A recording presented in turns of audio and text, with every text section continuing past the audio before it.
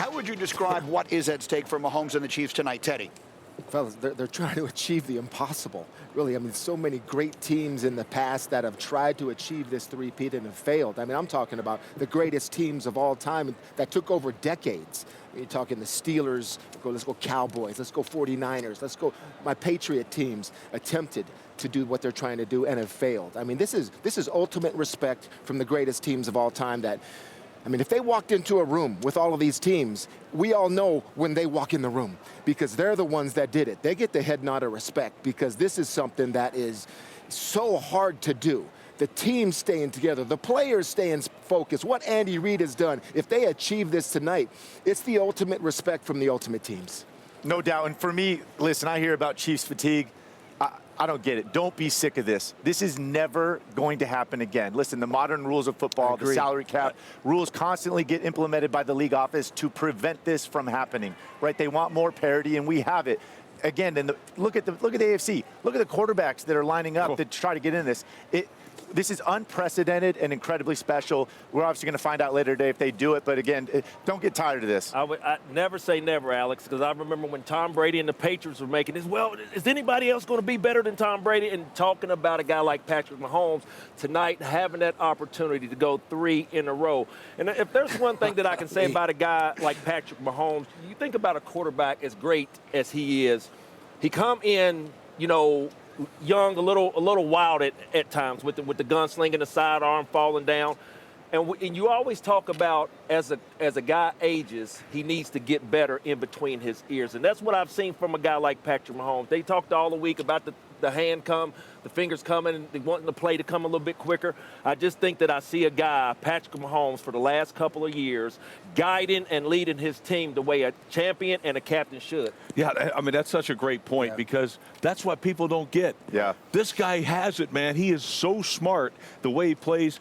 Alex, you and I were talking about it last night about how it's everything. Check with me. Almost the whole game is that way with this guy. So not only is he the greatest athlete at that position or whatever, one of the best that we've ever seen there, but he's also has it here. He's one of the smartest guys. And I got to tell you something, guys. If he pulls this off, this could be one of the greatest accomplishments in sports history. All right, in sports history. Look, this team, no way in hell should this team be here. I can't tell you how many times every week I say the same thing. I'm like, they're vulnerable. They're not going to do it. They're not going to do it. I'm wrong. You know why I'm wrong? Because of this young man at quarterback, because of this football coach is one of the greatest of all times, and it's that team. He's got the greatest tight end of all time. But Rex, they're blocking kicks. They're blocking kicks to win football games. And almost the ultimate, the respect for the way that they've done it, too. They're not beating guys by 30 points, by 20 points. I mean, the game's over in the third quarter. You're talking about one of the greatest franchises of all time that can complete a three-peat. And all year, we're like, how did they just win that game?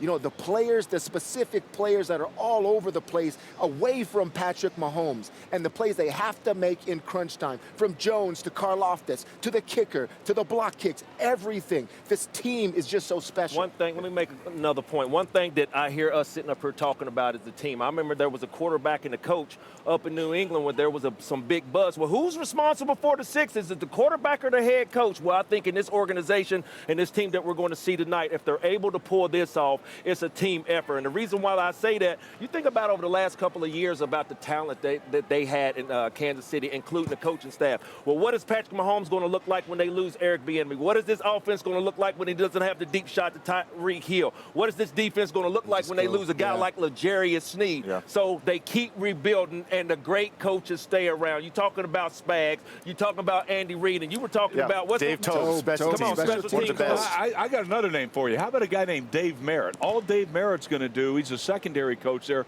He's out for his 6th Super Bowl win as a coach. How the hell this guy's not a coordinator or even a head coach right now is beyond me. But that's such a great point, Moss. They keep them together. They've had that kind of collection. But, guys, I always said this, you got to win by knockout.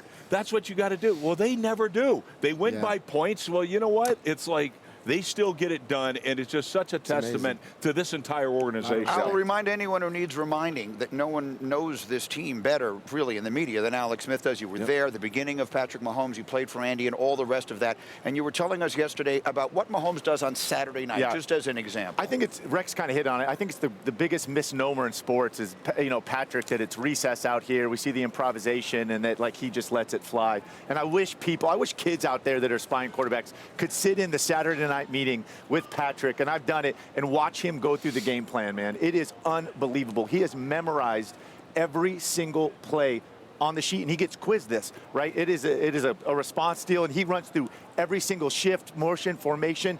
It is all memorized, every single situation that will happen or could happen tonight, right? We're talking every third down, red zone, 2-minute, 4-minute.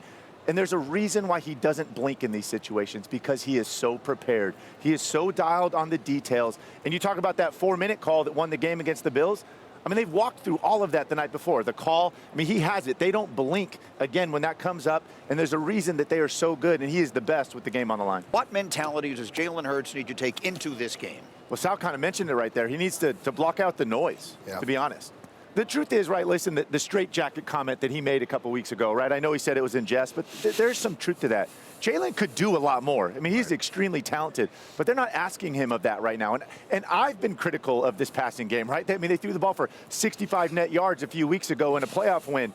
Block all of that out. Stick to the formula. Do not try to outduel Patrick Mahomes today. Run this offense. You are the better football team. You have the better roster, right? Don't try to do too much. He is the engine that makes this go on offense, especially with this run game. I know Saquon gets all the love, but it is a lot of QB-driven run. Throw your one-on-ones, right? Block out all this stuff that he's hearing out there. Well, the last time that he tried to outduel Patrick Mahomes, he was actually the best player on the field. That Super Bowl just didn't win the game. But that's not the formula. The formula is to run the football more than you throw it. It's old school football. This team could care less that this team's going for a three-peat and all that. They just want to beat the hell out of you, and don't apologize for it. It doesn't matter if you throw for 65 yards or not. It makes no difference. Run the dang football. Stay true to who you are. That's what I love about Nick Sirianni. He's got old school football values. Oh, by the way, I thought that's impossible, but the hell it is. You still run the football and play great defense. You have the #1 defense in the league with the #1 rushing attack in football. Stay the course, and when Jalen Hurts is asked to throw it, he will. The man can do it. When he's in the pocket, you don't pressure him. You don't make him hold the ball. He's as good as anybody. And he's really good at the end of games. We actually, looking up earlier in the week, QBR at end of games. Him and Patrick are very comparable. The two of the best quarterbacks in the league when the game is on the line. I always felt like in 2-minute situations, he was out there just being point guard. He was really consistent and dominant. He makes great decisions. He can run it. We do the quarterback draw in those situations oftentimes if we can get to it. And he can also throw the ball very well.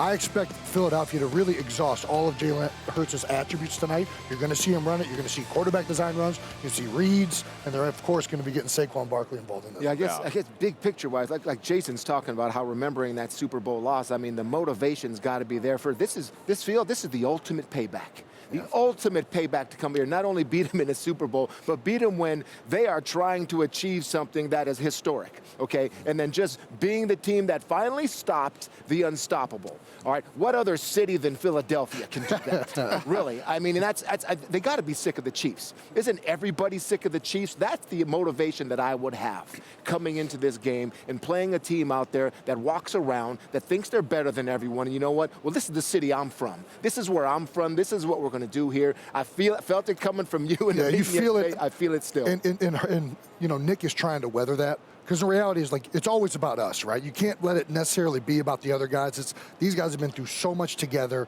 and they need to play for each other. But that's in the back of all their minds. There's no question. Yeah, I hear what you guys are saying. I hear you, Rex. You can't tell me. And the rematch mentality, payback, I get it. You can't tell me that every single guy in that Eagles locker room in the back of their head is, oh, my God, 15, Patrick Mahomes is on the other sideline. And if this game is close in the second half, right, I mean, they're nervous about that. They are thinking about that.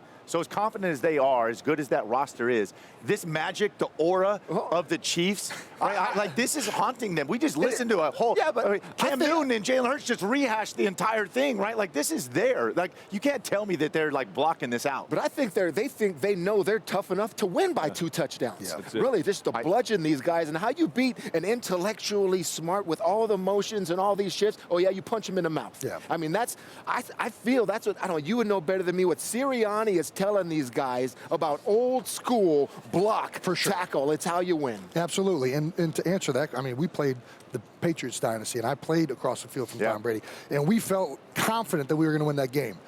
And I still, though, with the 2 minutes to go, Tom Brady's got the ball in his hands. You're thinking, oh no, this guy might make something happen. Thank you, Brandon Graham. He's going to be out there today. And to your point, Teddy, I think you're right. Like I think how this game goes early, right? Can the Eagles knock them out, right? Can they make this a 2-score game into the second half is a big story, because if you let them hang around a play or two, I mean, again, I think the Chiefs have done it time and time again. We get it, but man, Philly has to have that mentality of a left hook, because that's what Philly represents. Everybody in that community is it. You know what? You may have all the fancy jab and combinations. We got a left hook, and we're going to land it on your chin, my friend, and we're going to knock you out. That has to be the mindset going into it. It's the only way you're going to beat Patrick Mahomes and Andy Reid. Yeah. How about the running game with the quarterback today? There's been so much conversation about that. Saquon Barkley is 30 yards away from having the most productive season in the history of the NFL when you include the regular season and playoffs. And the quarterback run game, I have been hearing all week long, but a huge contributing factor to that it is. How much should we expect to see Jalen Hurts tucking it and running it tonight? I think you're going to see a bunch of it. And a lot of it's going to depend on how the reads unfold. You never know how the end's going to bend or how Kansas City's going to play it.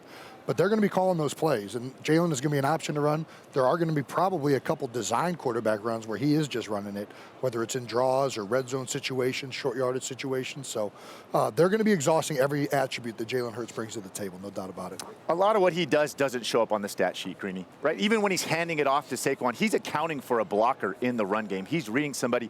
Listen, he is the short yardage back. He is the goal line back, right? He is such a big element of this offense and making this run game go. And again, Saquon getting a lot of the love, but I feel like this guy doesn't get enough for what he does. Yeah, I can't stress enough the two different styles of the two teams on each sideline in terms. I mean, there's going to be no defining moment more than when it's a 3rd and 1 or a 4th and 1, because what do the Chiefs do? They come out with the name like Scooby-Doo or Tom and Jerry, and they do all that. And the Eagles, they're just going to quarterback sneak and tush push it. Well, that's what it's going to be. The Chiefs used to do the quarterback sneak, and then Patrick Mahomes dislocated his kneecap, so they stopped doing it. No more. No more.